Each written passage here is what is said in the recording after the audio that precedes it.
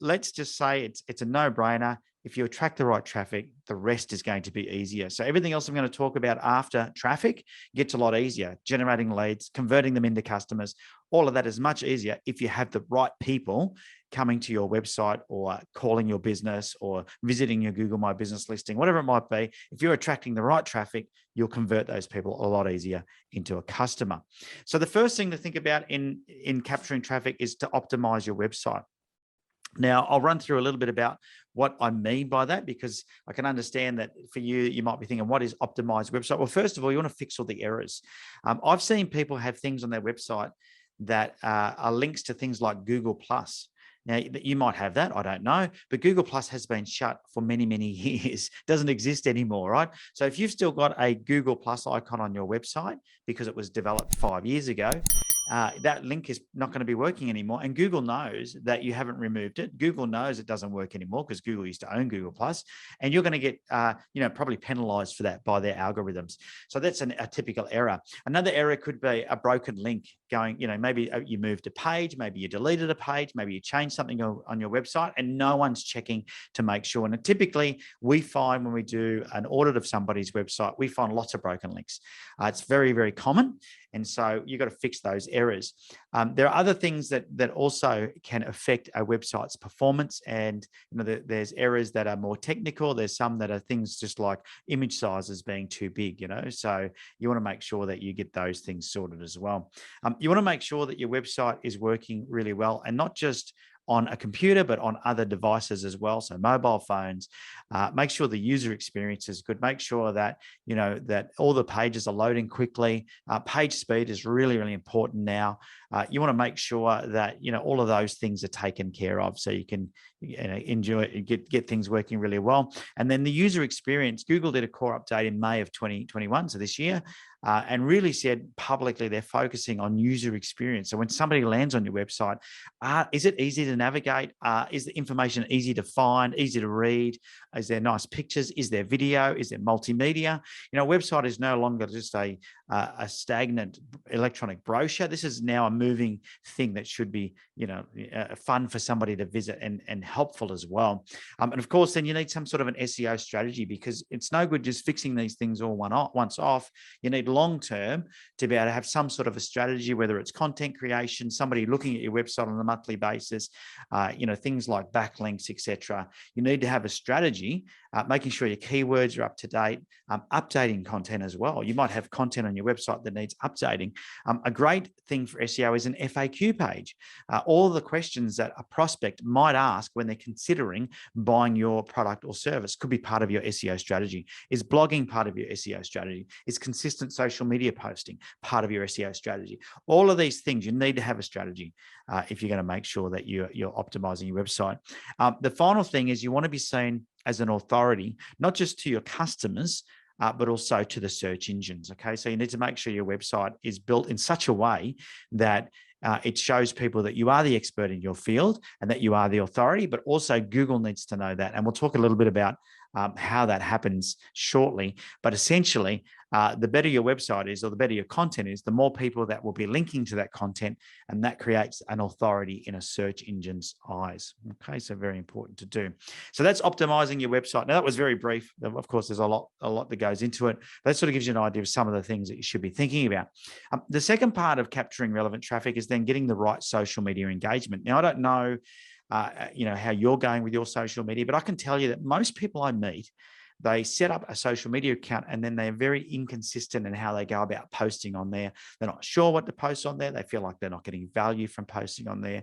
One of the biggest challenges that we were faced with was that the social media channels started to devalue businesses and really, upscale or, give more exposure to individuals or groups and communities. And that was done quite deliberately because people were leaving the platform getting sick to death of being spammed by ads. So what you've got to do is you've got to be really good at learning how to get good engagement on your social media. And it will help in so many ways with generating traffic.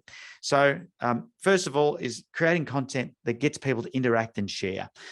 Very, very important when it comes to social media engagement is making sure that your content is shareable. Don't just post links back to your website. Don't just post spammy ads or offers. Make sure that the things that you post are engaging. You want to make sure that all your account setups is done properly and that you are on the right platform. So if you know your customer, you can sort of start to work out where they are, and you can make sure that you're set up on the right platforms. So you're not posting content where no one is going to see it. Really important. The next thing is you want to make sure you've got some sort of a content plan or calendar that keeps you on track. Because if you think about the reason why you've gone off track or haven't stayed consistent, it's probably to do with the fact that you haven't got a plan and that you haven't got a calendar. And that means that you're also not able to hold other people accountable to helping you create the content, post the content, and make sure that you're being consistent with what it is that you're trying to do. If you are just trying to wing it, through your day, there'll be days where you just forget to post. There'll be days where you're not sure what to post. And it's that hurdle that stops people, So the less barriers you can have, the easier it's going to become. I'm a big fan of making sure you plan out 90 days of content and you just have a system for posting it and someone held accountable. And consistency wins over quantity. It doesn't matter how often you post, it's more about being consistent. Your followers want to see a consistent message. And I can tell you right now that one of the signals that the search engines are looking for is consistency. And so, don't think for a minute that Google isn't aware of what people are doing on the internet, whether it's on another platform like Facebook or Instagram or Pinterest or TikTok or whatever it might be. Consistency is such a key thing. So you want to be posting on a consistent basis, and that'll win over quantity. I'd rather see people do high quality less often than trying to punch stuff out all the time with low quality. Really important. So that's social media engagement, really big, important part of capturing relevant traffic. Now, the third part is then effective advertising. Now, I don't know too many businesses that have grown rapidly without spending some money on marketing. And I know that can scare a lot of people when it comes to putting their hand in their pocket to pay for advertising. But when it comes to social media, Google, all of these things, the quickest way to get traffic and relevant traffic is to pay to play. And what that means is you're going to have to set up ad accounts and you're going to have to put a bit of money into it. Now, I say a good place to start if you haven't done any marketing online is a budget of $1,000 a month. And just, find somebody to help you do some Facebook ads, do some Instagram ads, do some Google ads, whatever's right for your business. You need to work out your strategy, but put at least $30 a day into that strategy. And so you can start testing different things, start seeing what people respond to and see how it works. But you definitely should be advertising. Best thing about advertising, if you get it right, fine-tune targeting, very easy to do on the internet. Increase your conversions because you are attracting the right people into your business, and of course lowering your acquisition costs. So essentially you end up with an unlimited marketing budget because you are paying less for each customer than what they are giving you, and that means you can just keep putting money into your marketing and turning it into sales. And that's a really powerful way to build your business. You want strong offers and well-written copy. I see a lot of people when it comes to advertising and it not working, and maybe you've run an ad on Facebook or Google before and it hasn't performed. I can guarantee you it's not because the traffic isn't there. It's because what you've written has not been effective. Your offer is not good enough, or your copywriting is not good enough. You haven't honed in your skills on being able to target your prospective customer properly. And so effective advertising is about making sure that you've got those things right. Also, you also want to use PPC advertising, which is pay per click. Okay. So when it comes to ads, the PPC is one of the best ways. You only pay when people click on it. So if you have got the right offer and the right copy, and then it goes to a good landing page, or your website set up well, or whatever system you have for then turning that traffic into a lead, then you can make sure that that is the best. Think about when people use Google, for example.